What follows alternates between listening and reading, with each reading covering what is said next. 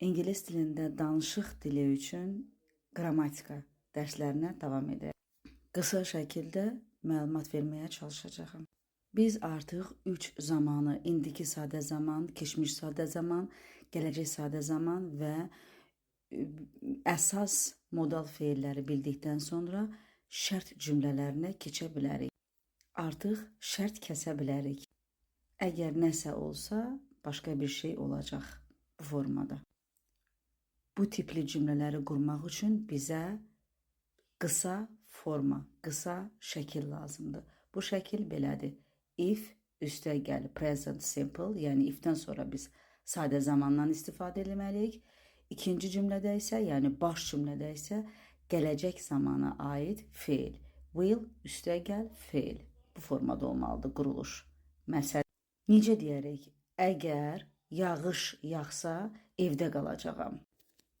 If əgər deməkdir. If it rains, əgər yağış yağsa, ifdən sonra rains. Gördünüz?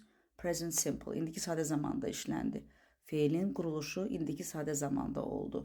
Cümlənin ikinci hissəsi, yəni baş cümlədə isə I will stay home, at home. I will stay at home. Yəni evdə qalacağam. Əgər yağış yağsa, evdə qalacağam. İki sadə cümləni birləşdirib bir mürəkkəb cümlə əmələ gətirdi. Birinci dərsdən bu günkü dərsə kimi olan bütün qaydaları, məlumatları toplayıb artıq biz onu danışıqda, müəyyən bir dialoqlarda istifadə edə bilərik. Məsələn, Hello, can I have a coffee, please?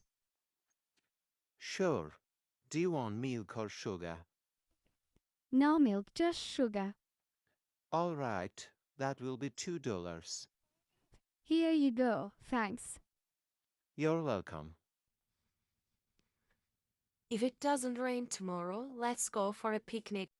Sounds good. I will bring some snacks. Great, I'll make sandwiches.